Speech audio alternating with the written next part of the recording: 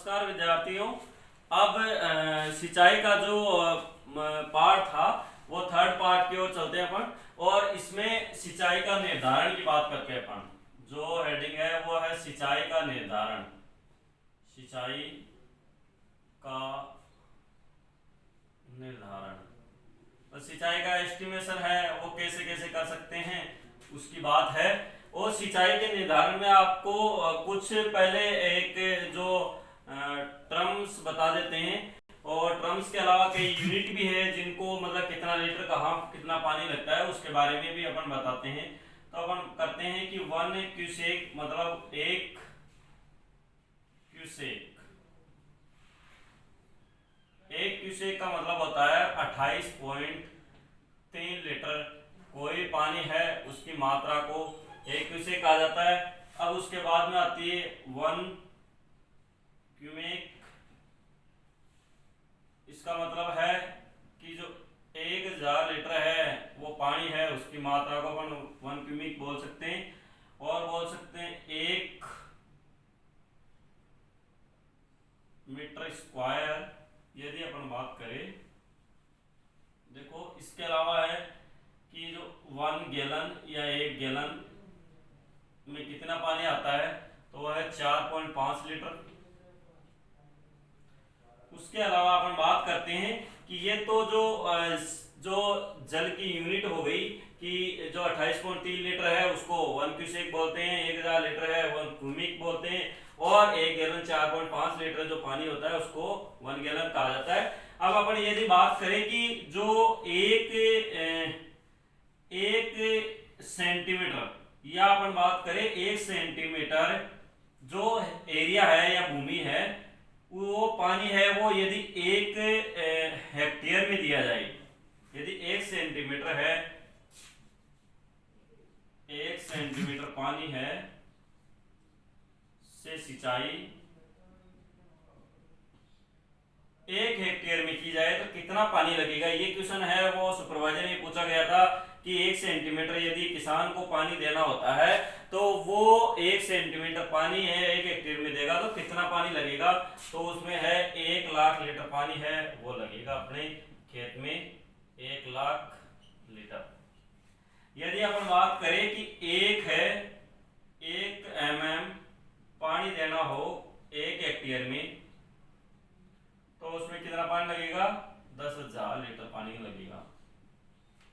और यदि ये जो यूनिट है ये दोनों ध्यान में रखना, ये सुपरवाइजर ने पूछा गया क्वेश्चन था तो ये आपको जो टर्म्स है इससे रिलेटेड है वो आप स्क्रीनशॉट भी ले लेना और इसको आप है नोटबुक में उतार करके और इनको ध्यान में रखना। ये क्वेश्चन है वो रिपीट होते रहते हैं, इनमें से क्वेश्चन पूछे जाते हैं सावधान रहते हैं, तो आपको इन क्वेश्चनों को ध्यान में रखना। अब उसके बाद में है सिंचाई के निर्धारण के ये जो पॉइंट हो ही गए ये।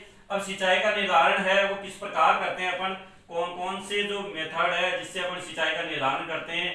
अपन सामान्यतः है वो जो किसान है वो कौन सी विधि देखता है और अपने द्वारा है वो कौन सी विधियों को अपन काम में ले सकते हैं। सिंचाई के निर्धारण की यदि अपन बात करते हैं तो इसमें है पहला है अपन जैसे पौधे को देखकर, और दूसरा है मृदा के आधार पर। अब मृदा के आधार पर है वो 2 प्रकार है। यदि अपन बात करें जो अप्रत्यक्ष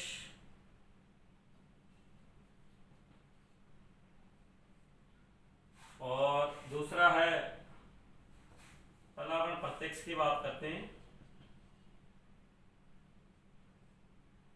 दूसरा है अप्रत्यक्ष।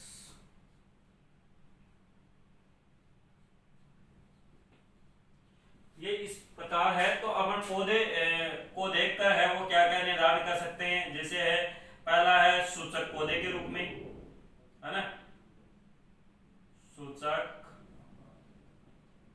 पौधा लगाकर, है ना, सूचक पौधा है वो लगाकर अपन ये निर्धारण कर सकते हैं कि जो सूचक पौधा अपने जैसे मान लो कि ये फील्ड है और इस फील्ड में है वो क्रॉप है वो ग्रो है, और इस क्रॉप में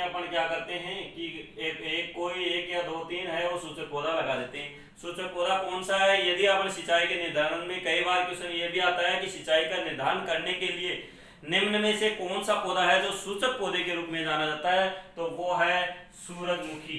कौन सा है? सूरजमुखी। सूरजमुखी जो सनफ्लावर है उसका पौधा है जो सूचक पौधे के रूप में जानते हैं। तो इसको है वो अपन कोणों पर है और 3-4 है वो पौधे लगा देते हैं और अपन फिर खेत में जाकर के और विजिट करते हैं तो देखते हैं कि यदि ये पौधा है ये पहले मुरझाता है तो इसका मतलब ये है कि अपनी जो पानी है वो जो खेत को है पानी देने की आवश्यकता है। तो इसके रूप में अपन जो निर्धारण है वो सूचक पौधा लगा करके और सिंचाई का निर्धारण कर सकते हैं। इसके अलावा है जो पौधे की पत्तियों का तापमान मापकर, और निर्धारण की विधि है कि पौधे की जो पत्तियों हैं उसका तापमान मापकर भी अपन सिंचाई का निर्धारण कर सकते हैं। अब तापमान मापने के लिए क्या काम में लिया जाता है, तो आओ उसकी बात करते हैं अपन। वो है इंफ्रारेड थर्मामीटर। इंफ्रारेड थर्मामीटर है वो काम में आता है किसके लिए? जो पत्तियों का तापमान मापने के लिए काम में लिया जाने वाला यंत्र है। अब इसके अलावा है कि जो यंत्र है इसको कैसे काम में लेते हैं। यदि अपन साधारण से बात करें जो पत्तियों का तापमान होता है वो वातावरण के तापमान से जो डाउन होता है। यदि अपन इंफ्रारेड थर्मामीटर को लगाते हैं और उसका टेम्परेचर है वो वातावरण से भी हाई आता है तो इसका मतलब है वो सिंचाई के निर्धारण का एक तरीका है और उस समय अपन सिंचाई कर सकते हैं इसको देख करके। और इसके अलावा क्या है,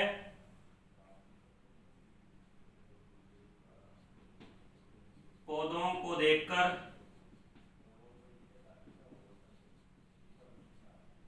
इसमें क्या करते हैं कि साधारणतः किसान है वो इस विधि का ही प्रयोग करता है।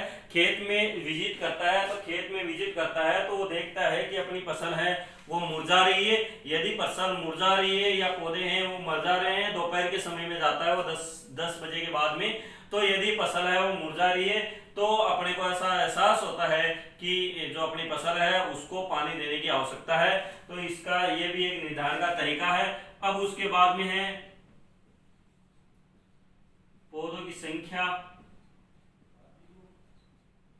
इसमें क्या करते हैं कि जो पौधों की संख्या है वो जो जहां पौधों की संख्या ज्यादा होती है, जैसे मान लो कि ये फील्ड है और इस खेत में क्या होता है कि यदि पौधों की संख्या किसी जगह ज्यादा है, यदि ये कोने में जैसे मान लो कि यहाँ पौधों की डेंसिटी ज्यादा है और यहाँ नॉर्मली पौधे हैं, तो अब क्या होगा, इसमें कैसी स्थिति उत्पन्न होगी, तो यहाँ पे क्या होगा, इस एरिया में जो पौधों के बीच में क्या होगा, कंपटीशन होगा आपस में। और पौधों के बीच में किस किस के लिए कंपटीशन होता है, प्रकाश के लिए, जल के लिए, स्थान के लिए और न्यूट्रिएंट के लिए जो कंपटीशन होता है। और उस कंपटीशन में यहाँ जो घनत्व पौधों का ज्यादा होगा, उस ज्यादा होने के बीच में आपस में कंपटीशन होगा और उस प्रतियोगिता में क्या होगा, पानी की कमी होगी जल्दी, और जल्दी पानी की कमी होगी तो यहाँ पे जो पौधे हैं वो जल्दी से मुरझाएंगे और जो पौधे हैं दूसरे हैं वो जो नॉर्मली रहेंगे। तो इससे ये पता चलेगा कि जो अपने पौधे हैं या जो अपनी जो फसल है और उसको पानी देने की आवश्यकता है। तो इस प्रकार ये पौधों को देख करके और अपन फसल का निर्धारण कर सकते हैं। इसके अलावा यदि अपन और बात करते हैं तो पौधों में क्या है, पौधों की क्रांतिक अवस्था, पौधों की क्रांतिक अवस्थाओं को ध्यान में रखकर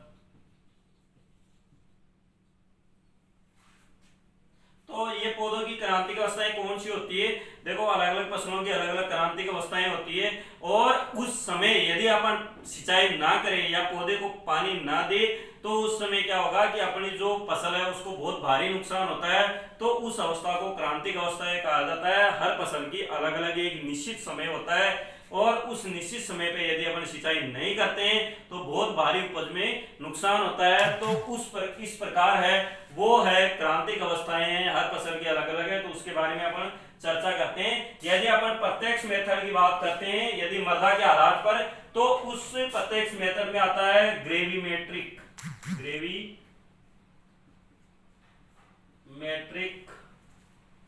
विधि। और अप्रत्यक्ष में कौन कौन सी आती है, अप्रत्यक्ष में आती है एक तो आता है टेंशियोमीटर, जिसको यूरोमीटर के नाम से भी जाना जाता है। एक आता है जिप्सम ब्लॉक मीटर, एक आता है जिप्सम ब्लॉक मीटर, एक आता है नमीमीटर, न्यूट्रॉन नमीमीटर, न्यूट्रॉन नमीमीटर। तो ये इस प्रकार है, ये 3 मीटर है, ये भी काम में लेते हैं। ये ग्रेविमेट्रिक मेथड है, ये भी काम में लिया जाता है। अब अपन चर्चा करेंगे वो है कि पहले है कि जो पौधे की है वो है कि डिमांड कितनी है, मतलब जलमांग कितनी है, उसके बारे में चर्चा करेंगे। फिर ये साधारणतः इनके बारे में चर्चा हो ही गई अपनी। अब उसके बाद में क्रांतिक अवस्था के बारे में चर्चा करेंगे। फिर ये जो मीटर है इनके बारे में अपन विधियों के बारे में अब आगे बात करेंगे। अब इसके अलावा अपन बात करते हैं जलमांग की। जलमांग क्या होती है? फसल की जलमांग की बात करते हैं तो क्या होता है कि फसल की बुआई से लेकर के और कटाई तक जितने भी पानी की जरूरत होती है या जितने भी पानी की आवश्यकता होती है वो उस फसल की जलमांग कहलाती है। और यदि अपन और टर्मिनोलॉजी की बात करें तो उसमें यह है कि 1 किलोग्राम, पहले लिखते हैं अपन जलमांग, वाटर डिमांड,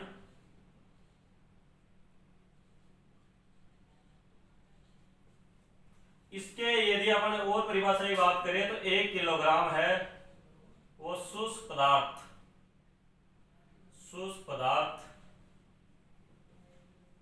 प्राप्त करने के लिए जितने जल की आवश्यकता। देखो इसमें क्या होता है कि 1 किलोग्राम शुष्क पदार्थ करने के लिए जितना पानी की आवश्यकता होती है वो उस फसल की जलमांग हो सकती है, या अपन कह सकते हैं बुआई से लेकर के कटाई तक की जितनी भी क्रियाएं होती है उसमें जितना पानी लगता है उस फसल में तो वो उस फसल की जलमांग होती है। देखो फसल की जलमांग में है वो कई फैक्टर काम करते हैं, जैसे वाष्प उत्सर्जन द्वारा जो जल की हानि हुई है उसको भी काउंट किया जाता है, और जो पौधे की जो उपापचय क्रियाएं हैं उसमें जो जल लग रहा है उसको भी काउंट किया जाता है। और उसके अलावा है जो अपन किसी भी चैनल से या किसी भी विधि से अपन यदि पानी दे रहे हैं जिस विधि से और उसमें कोई लॉसेज हो रहा है, मतलब उसमें कोई नुकसान हो रहा है, तो वो भी उस जलमांग में काउंट किया जाता है। तो वो पौधे की जलमांग कहलाती है। सभी फसलों की है जलमांग है वो इस प्रकार है। और ये समझ गए होंगे 1 किलोग्राम शुष्क पदार्थ कहने का मतलब ये होता है कि यदि अपन किसी हरी अवस्था में किसी फसल को काटते हैं और उसका यदि वेट करते हैं ओवन में डाल करके और सुखाने के बाद में यदि 1 किलोग्राम वेट है वो आया है और उस 1 किलोग्राम वेट में है वो कितनी नमी थी या कितना पानी था, उस जो 1 किलोग्राम है वो वेट बनाया उसके लिए कितना पानी लगा, उस अवस्था को या उस जो पानी को उस पौधे की या उस फसल की जलमांग कहा जाता है। तो सभी फसलों की जलमांग है वो इस प्रकार है। जैसे अपन बात करते हैं पहले है धान की, तो जो धान की है वो जलमांग है वो है 900 से 2500 मिलीमीटर। यदि इसको सेंटीमीटर में कन्वर्ट करना होता है तो 90 से है 250 सेंटीमीटर होता है। कई बार क्वेश्चन है वो ये ध्यान रखना है एमएम में न पूछ करके सेंटीमीटर में ही पूछा जा सकता है। और यह जलमांग है वो सर्वाधिक है। यदि क्वेश्चन ऐसा पूछा जाए कि सर्वाधिक है वो जलमांग किस फसल की है तो आपको ध्यान रखना है किस फसल की है, धान की है, ठीक है, पेडी चावल की है। अब उसके बाद में है वो दूसरी फसल की बात करते हैं गन्ना। तो गन्ना है उसकी जलमांग है वो 1500 से 2500 है। यदि इसको भी अपन कन्वर्ट करें तो यह है 150 से 250 सेंटीमीटर है, ठीक है। कई बार देखो क्वेश्चन ऐसे पूछा जाता है निम्न में से है वो सर्वाधिक कुल जलमांग किस फसल की है, तो निम्न में से है सर्वाधिक कुल जलमांग है वो गन्ना की है। यदि ऐसा पूछा जाए कि पर डे या प्रतिदिन है वो सर्वाधिक है वो किस फसल की जलमांग है या प्रतिदिन है जलमांग किस फसल की सर्वाधिक है तो वो है धान की। आपको इतना ध्यान में रखना है। अब उसके बाद में बात करते हैं गन्ने की होगी। अब उसके बाद में अपन बात करते हैं कपास की जलमांग। कपास की जलमांग की बात कर रहे हैं तो इसमें है जो 700 से है वो 1300 है। अब इसको ऐसे ही कन्वर्ट सेंटीमीटर में किया जा सकता है। इसमें क्या होता है कि कन्वर्ट करने के लिए 10 का डिवाइड दिया जाता है। अब उसके बाद में बात करते हैं अपन, जैसे आलू है और आलू मक्का है ना, इसको याद करने का तरीका ये है, आम है ना, आम है, आलू मक्का है, इसकी जलमांग है वो है 700 से 800 mm। अब उसके बाद में बात करते हैं अपन, यदि मूंगफली तो इसकी जलमांग है वो है 500 से 700 mm। यदि अपन बात करते हैं गेहूं की तो उसकी जलमांग है 450 से 450 mm। तो इस प्रकार है वो जलमांग है, ये इंपॉर्टेंट है, ये बहुत बार पूछा गया क्वेश्चन है कि गेहूं की जलमांग कौन सी है। कई बार क्वेश्चन ऐसा भी पूछा जाता है कि सर्वाधिक जलमांग किसकी है, तो सर्वाधिक जलमांग है वो धान की है, और उसके बाद में सबसे कम, ये तो है सर्वाधिक है ना। अब उसके बाद में अपन बात करते हैं कि सबसे कम जलमांग किसकी है, तो वो है रागी, सबसे कम है ना। तो रागी है, तो ये रागी क्या है, रागी है वो माइनर मिलेट है, कहने का मतलब ये मिलेट टाइप में है, जैसे बाजरा है वो इसी प्रकार की जो फसल है वो जो अपने यहाँ पे नहीं होती, बांसवाड़ा वगैरह और डूंगरपुर उस तरफ ये होने वाली फसल है। तो इसकी सबसे कम जलमांग होती है, सबसे ज्यादा जलमांग है वो धान की है। तो आपको इतना ध्यान रखना है, ये जलमांग है वो समझ में आ गई होगी। अब उसके बाद में बात करते हैं अपन क्रांतिक अवस्थाओं की। जैसे पौधे के आधार पर वर्गीकरण चल रहा था ना, तो उसमें चल रहा था क्रांतिक अवस्थाएं। तो क्रांतिक अवस्थाएं हैं वो अलग अलग फसल की अलग अलग है, तो उसके बारे में अपन बात करते हैं। तो पहले अपन लिखते हैं क्रांतिक अवस्था, क्रांतिक अवस्थाएं, क्रिटिकल स्टेज। इसमें पहला है वो है गेहूं। देखो सबसे ज्यादा इंपॉर्टेंट है वो क्रांतिक अवस्था है वो गेहूं की है। बहुत बार क्वेश्चन पूछा गया है, हर बार कहीं ना कहीं, भले ही आईसीआर हो, जेट हो, बीएचयू हो, किसी भी प्रकार का कोई भी कंपटीशन एग्रीकल्चर का कोई सा भी हो, उसमें गेहूं की जलमांग है या कुछ सॉरी गेहूं की जो क्रांतिक अवस्था है उसके बारे में पूछा गया है। तो इसकी क्रांतिक अवस्थाएं हैं उसको अपन बोलते हैं CRI है ना, क्राउन रूट इनिशिएशन है ना, शीर्ष जड़ जमते समय है ना, शीर्ष जड़ जमते समय। अब ये क्रांतिक अवस्थाएं हैं, ये कब आती है, ये क्रांतिक अवस्थाएं हैं बुआई के 21 दिन बाद, बुआई के 21 दिन बाद, 21 दिन बाद ये अवस्था आती है। सबसे इंपॉर्टेंट ये है, कई बार ये आता है क्वेश्चन की गेहूं की है मुख्य क्रांतिक अवस्थाएं कौन सी है, तो वो है CRI क्राउन रूट इनिशिएशन या शीर्ष जड़ जमते समय, और वो कितने दिन बाद में आती है, तो ऑप्शन में आएगा 21 दिन बाद में बुआई के, और मतलब इसके इर्द गिर्द जो ऑप्शन आता है वो भी करेक्ट हो सकता है। अब ये जो क्राउन रूट इनिशिएशन क्या होता है इसके बारे में अपन थोड़ा सा समझ लेते हैं। अब विद्यार्थियों इसके बारे में अपन समझते हैं। देखो आप यदि कहीं गेहूं हो रखा है तो उसमें यदि 21 दिन पहले है वो इस प्रकार की जो किस प्रकार की जड़ें आती है तो उसको देखना, और उसके बाद में है वो जड़ें हैं वो किस प्रकार की आती है तो 21 दिन बाद, तो उसको देखना आप, तब आपके और भी समझ में आ जाएगा। और यहाँ आप समझ ही लो। अब ये है कि ये जो जड़ें हैं वो अस्थायी जड़ें हैं। ये कौन सी रूट है, टेम्परेरी रूट है। ये अस्थायी जड़ें हैं जो 21 दिन पहले आती है, और जो पौधे को वृद्धि के लिए या प्रकाश संश्लेषण के लिए या पौधे की वृद्धि के लिए ये है वो किस जो जल का अवशोषण करके और पोषक तत्व और जल प्रदान करती रहती है।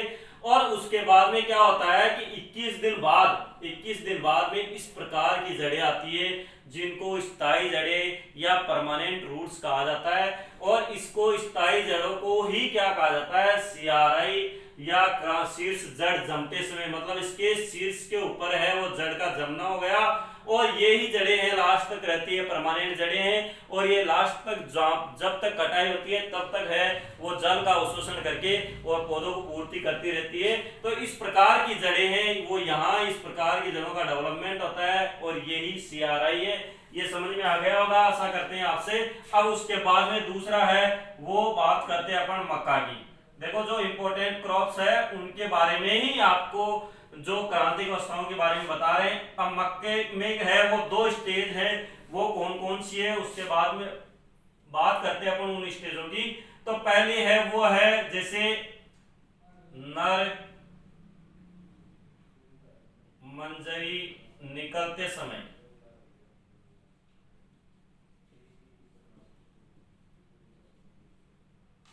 नर मंजरी निकलते समय, और दूसरा है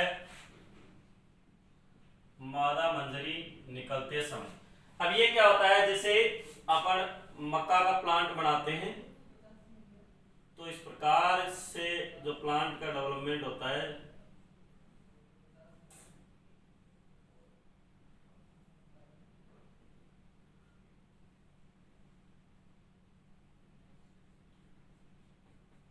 देखो इस प्रकार होता है जो मक्का का पौधा जो। अब इसमें क्या होता है कि नर मंजरी बनते समय इसको बोलते हैं अपन, नर को बोलते हैं टेसल, है ना, और इसको टेसलिंग स्टेज भी बोल सकते हैं, टेसलिंग या टेसल अवस्था भी बोली जा सकती है, ठीक है।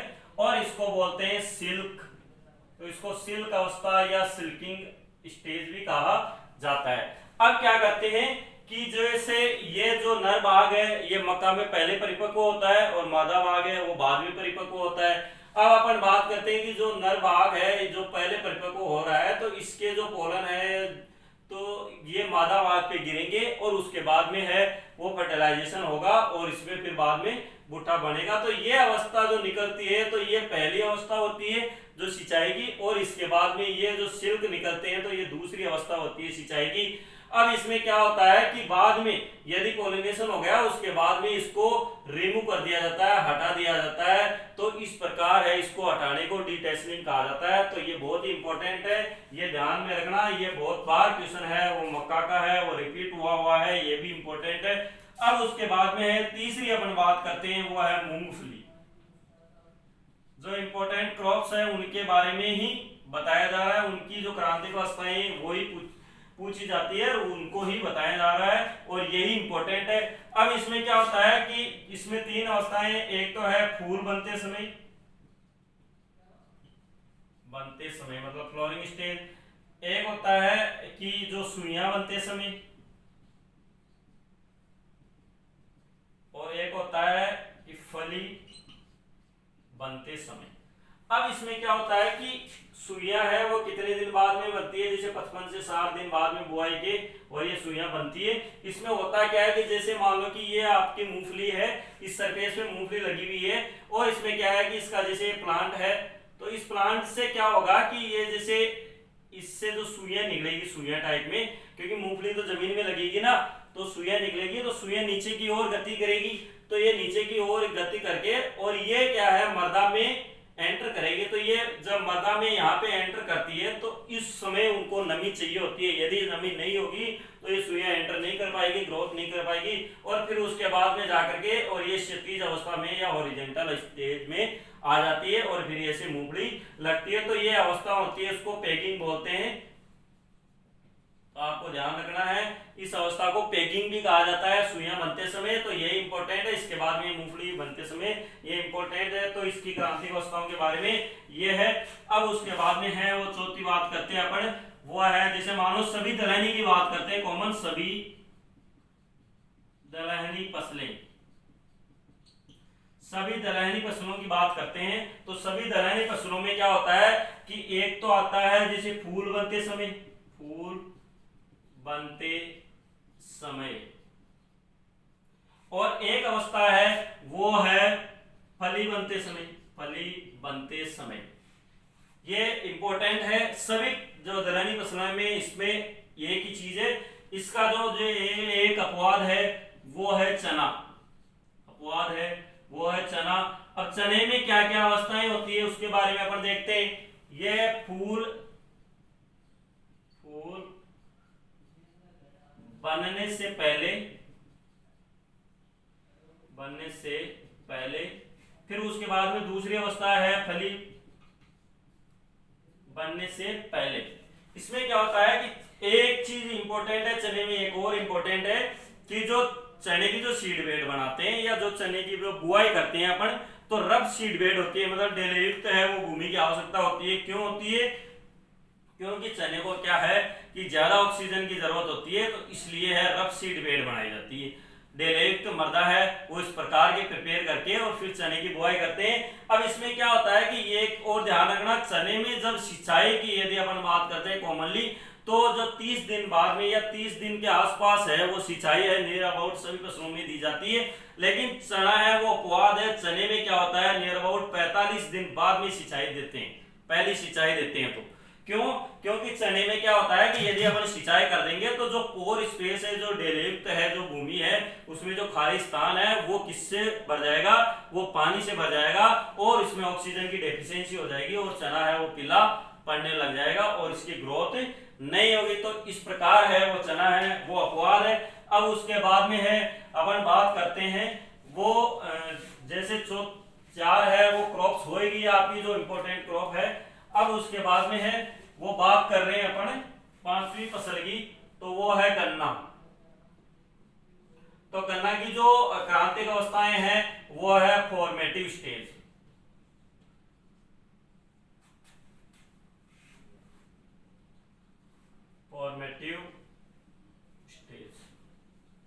फॉर्मेटिव अवस्था है। ये क्या होता है कि ये अवस्था है वो कब आती है? ये जब गन्ने की बुआई करते हैं तो नियर अबाउट ये गन्ने की बुआई करने के 100 से 120 दिन बाद ये अवस्था आती है। और तो इस अवस्था पे अपने को क्या करना होता है? सिंचाई करना अति आवश्यक होता है। अब उसके बाद में अपन बात करते हैं और फसल की, तो उसमें बात करते हैं अपन जैसे तिल की। तो तिल में क्या होता है? ब्लूमिंग स्टेज, ब्लूमिंग अवस्था बोल सकते हैं उसको। अब उसके बाद में अपन बात करते हैं वो है जैसे सरसों की बात करते हैं, तो इसमें क्या है कि फूल आते समय और एक है सिलिकुआ बनते समय। ये क्या होता है कि जो इसका जो फल होता है सरसों का उसको सिलिकुआ कहते हैं। और जो कृषि बेरी जो कुल है उसके जो फल है, सभी के जो फल होते हैं उनको सभी को सिलिकुआ कहा जाता है। तो इस प्रकार है सभी फसलों की है वो क्रांतिक अवस्थाएं हैं। तो जो आपको समझ में आ गई होगी क्रांतिक अवस्थाओं के बारे में, तो पौधे या फसल को देख करके अपन सिंचाई का निर्धारण है वो इस प्रकार करते हैं। और अब उसके बाद में है वो मृदा के आधार पर है वो सिंचाई का निर्धारण करेंगे। तो मृदा के आधार पर जो सिंचाई का निर्धारण करेंगे तो उसमें है वो पहली अवस्था है वो ग्रेविमेट्रिक मेथड है। ग्रेविमेट्रिक मेथड में क्या करते हैं अपन, जैसे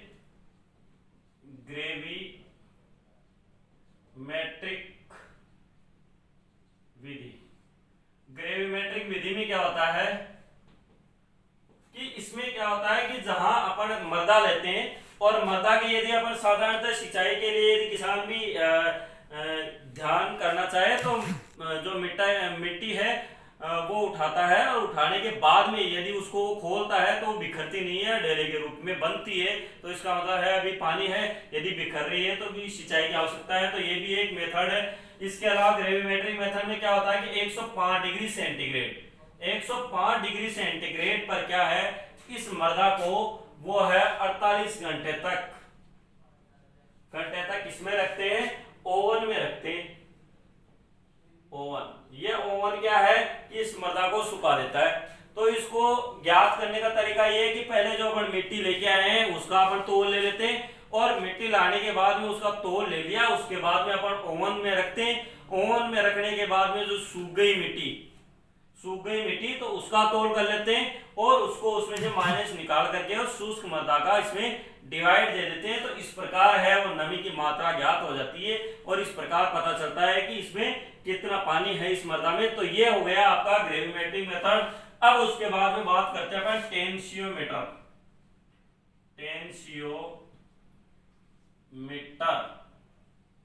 देखो टेंशन मत लेना, ये बहुत इजी है टेंशियोमीटर। अब इसको बोलते हैं अपन एरोमीटर भी बोल सकते हैं अपन, एरोमीटर। देखो ये जो इंपॉर्टेंट है वो टेंशियोमीटर बहुत ज्यादा इंपॉर्टेंट है। ये बहुत बार जेट में है, ये जेट है वो 2014 में पूछा गया क्वेश्चन है कि जो मृदा तनाव है उसको ज्ञात करने के लिए निम्न में से कौन सा मीटर काम में लिया जाता है या निम्न में से कौन सा यंत्र काम में लिया जाता है, तो टेंशियोमीटर या एरोमीटर, इसको ध्यान में रखना है। अब ये है कि इस मीटर को याद करने का तरीका क्या है, ये देखो पहले ये क्या काम आता है। ये है कि पृष्ठ तनाव व मृदा नमी तनाव को ज्ञात करने के लिए अब आपको ध्यान रखना है कि ये तनाव को क्या बोलते हैं अपन इंग्लिश में, टेंशन।